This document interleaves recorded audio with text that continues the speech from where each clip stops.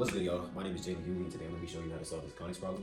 As you can see, it looks kind of tricky, but once we get down to the bottom of it, it's not that bad. And I've actually prepared a set of formulas to help us along the process, which actually makes the problem easier to solve and easier to understand. So without further ado, let's get started, and let's get this problem done. So, as we can see, we have 16x to the second power plus 54y plus 127 equals 64x plus 9y to the second power. Now you might be asking yourself, what's the first step in solving this problem? And it's actually quite simple. We just group these terms together. We need to group our 64x with our 16x to the second power and 54y with our 9y to the second power. And that's going to look something like this. All we have to do is subtract them from this side and subtract it from this side, which will look like this. So we got 16x to the second power minus 64x minus 9y to the second power plus 54y, and then we have to subtract that 127 from both sides to get it over here by itself, which will be important later on, and that's just going to look like negative 127.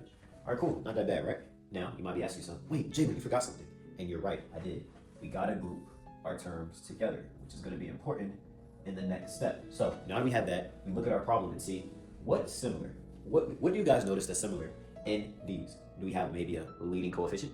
And we do. And here we have 16. 16 goes into 64 4 times. And then here we have 9, which goes into 54 6 times. So all we do is pull those out. So we got 16 x to the squared minus 4x minus 9 y to the squared minus 6y, two negatives make a positive, equals negative 127. You guys got that? Cool. All right, now the next step is pretty intermediate. Basically what we have to do is complete the square, which can be a process, but with my help, I'm going to try to walk you guys through it so it's a little bit easier to understand and a little bit more simplified. So as you see, we have 4x and we have 6y. These terms both have one variable in it. So what we do is we divide it by 2, which is just 4. Which is 2, sorry, and then we raise it to the second power, which will give us 4 and will give us 9. Now, that's not it. The next step what we have to do is we have to add these back into our problem, where we get 16x minus 4x plus 4, that's a positive right there. Then we got minus 9y to the second minus 6y plus 9 equals negative 127. Boom, you guys are getting it? I know you are, you're doing a great job. All right, now, we need to work on this guy right here. You guys see the 16 leading coefficient, negative 9 leading coefficient? Multiply that by the term we just got so we can break this down a little bit, which is going to be important later. Basically what we do is we do plus 16 times 4, 16 times 4, negative 9 times 9, which is just negative 81, which is going to give us negative 144. Now, we did this so we can simplify that a little bit. Although it doesn't look simplified right now, when we solve for the type of conics this is, it's going to look or be way easier to solve, if you know what I mean. So, now that we get that, now we ultimately just complete the square. So, we got 16x, we don't have to worry about that guy, minus 2.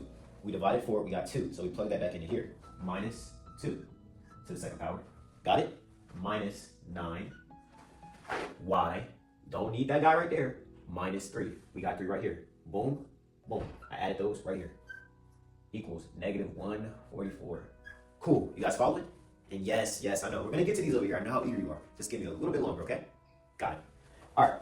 Now that we have that, we need to divide negative 144 throughout this whole thing so we can get 1 on this side so we can get the proper form that we're looking for, which is pretty simple. All you do is just boom, divided by 144. Boom, divided by 144.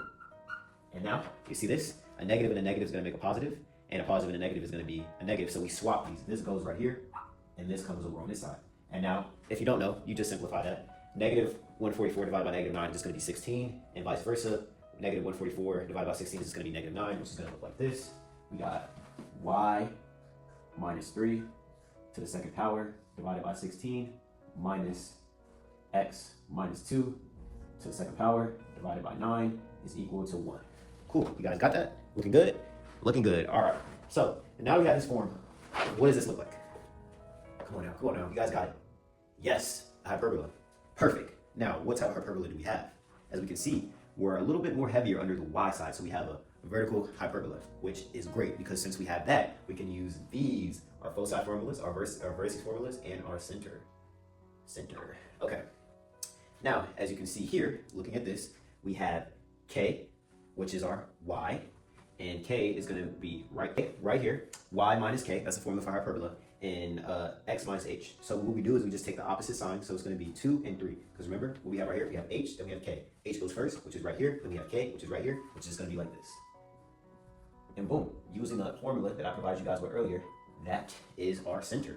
Cool, you guys got that? Now, let's find the foci and the vertices. All right, as I mentioned before, this is in the form of a hyperbola. So because we're starting with 16 minus 9, we have our x right here and our y right here. This is going to be our a. And this right here is going to be our b. Our b. Got it? And then a plus b is equal to c, right? So we got 16 plus 9, which is equal to 25. But it's important. We have to take the square root of each term. Like this, like this. Square root of 16 is equal to 4. Square root of 9 is equal to 3. Got that? So if we did that for A and B, that means we gotta do the same thing for C. So the square root of 25 is 5. Good job, guys. You guys are doing a great job. Now that we have that, boom, guess what we can do? Using our formulas for our foci, our vertices, and our center, we can just plug in. So starting with our foci, I'll write it over here, nice and big so you can see. We have H. What's our H? 2, 2, 2. What's our K? 3. And then this right here is just a plus and minus sign. So the first thing we can do is we can add our C, which we just found, which is 5. And then we do the same thing, 2, 3, minus 5. You guys got that? So that's gonna give us a foci at 2, 8, and 2, -2. Boom, we got our foci. Check. Now, let's do the same thing for our vertices. And guess what? It's the same thing, but this time we just use our A, which we found once we took the square root of our A. Sorry, this should be a square root here. There we go, because we're canceling out that square root to get our A and B by itself, which we eventually did for C to get our 5. Sorry, I forgot to add that in. But essentially with the vertices, instead of C, we use A, which will look like this. Vertices. H, 2, K, 3. You guys got that? Plus A. What's our A? Our A is 4. So plus 4. 2, 3, minus 4. We get 2, 7. That's a 7, that's a 2. And then 2, -1. Boom. We're done. We're not done. Since we have a hyperbola, we have to find our asymptotes.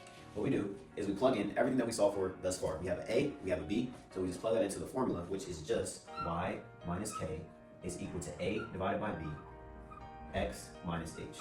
Now, the reason it's A over B is because remember, we're heavier on the A side. Yeah, on the A side because 16 under y. 16 divided by y is heavier than x minus 2 over y. So we're gonna set that up using A, which is our heavier factor in this case, so we set that at the top. And besides that, we just plug in our numbers, which will be y minus, what's our k? 3 is equal to plus or minus, because we have two asymptotes. What's our A? 4. What's our B? 3. X. What's our H? 2. And guys, it's that simple. As long as you have the formulas, well, you don't even need the formulas. Once you get it down and you know how to distinguish between a hyperbola and an ellipse, you can solve Conics equations just like this. So I hope you guys enjoyed the video. I hope it was informational, and I hope this helps. Catch you next time. Peace.